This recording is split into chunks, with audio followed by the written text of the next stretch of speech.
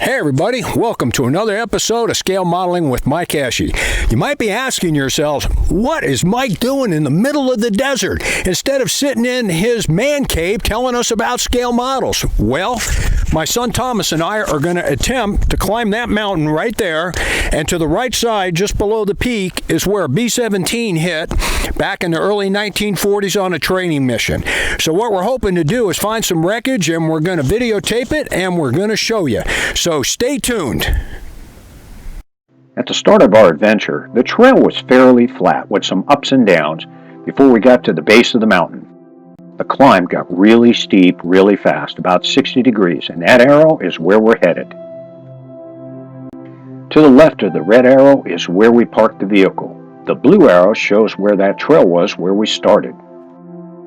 I took this video around about a third of the way up where it got really steep, and there was a lot of loose rock, and you had to be very careful on your footing.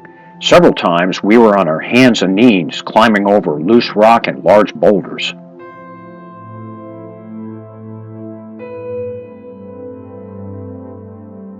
As we got closer and closer to the top of the mountain, we found our first engine piece, and man, it was just a spectacular find.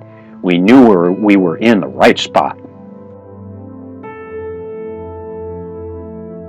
The B-17, and in this particular case, this B-17 was a G model, but all B-17s were powered by 4 very powerful 9-cylinder radial engines, and the engine parts were just everywhere. It was one of the few major portions of the wreck that was easily recognizable.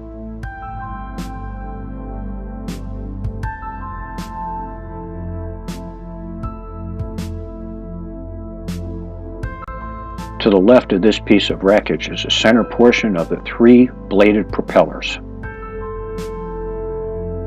This piece of wreckage is part of the turbo superchargers that rammed air into the engines and made them more powerful. And here's a better picture of one of the turbo superchargers.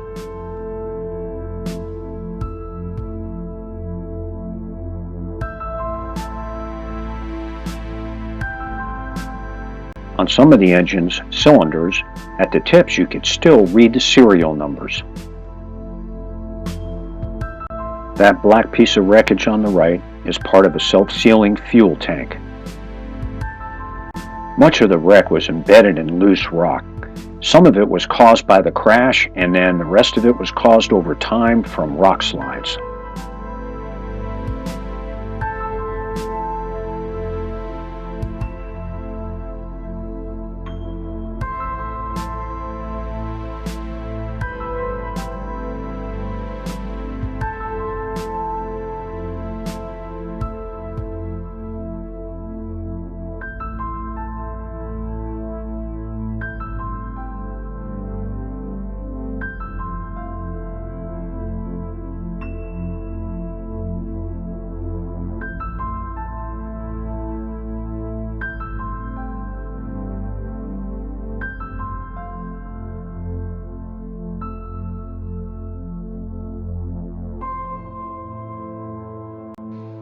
This piece is a small section of the fuselage skin, and if you look really close, you can still see the Alcoa aluminum stamp on the face of this piece of wreckage.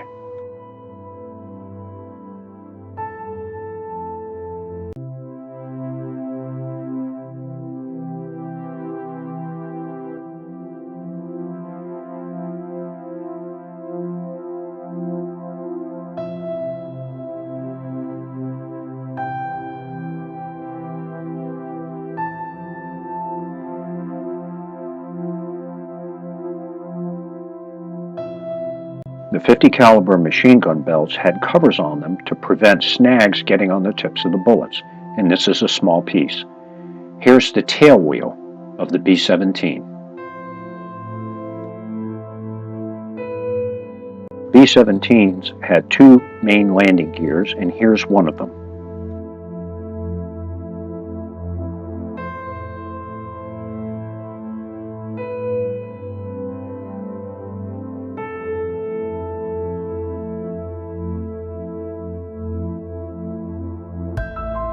Tom found the other main landing gear much further up above the impact point of the aircraft.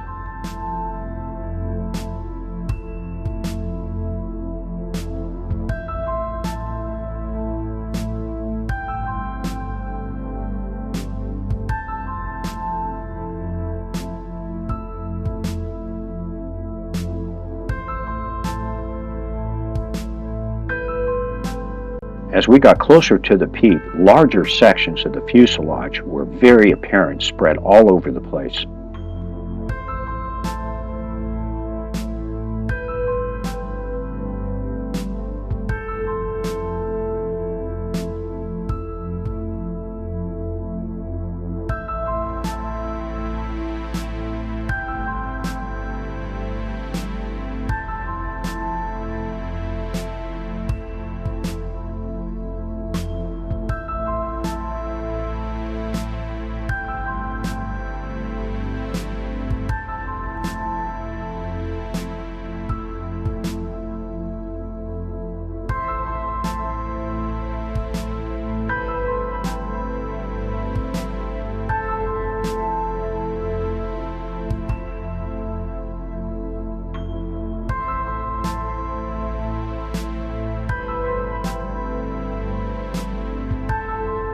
This piece of the fuselage skin shows the crushing effect the impact of the aircraft had on the side of the mountain.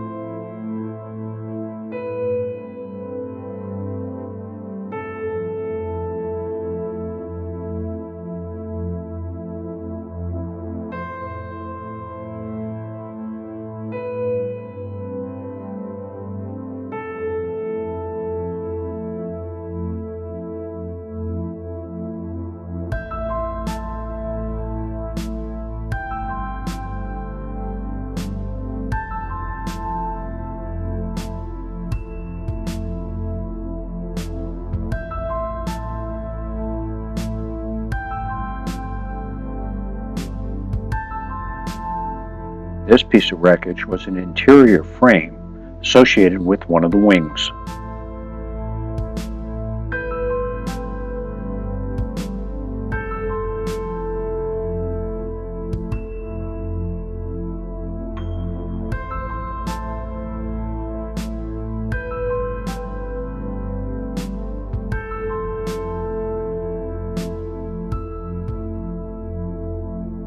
Here's a small section of the leading edge of one of the wings.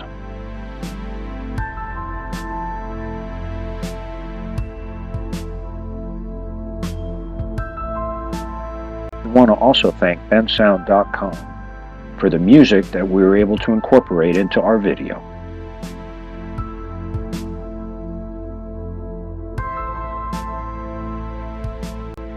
Here, Tom and I just got down off the mountain, and we were sure glad that we got to the bottom before the sun went down.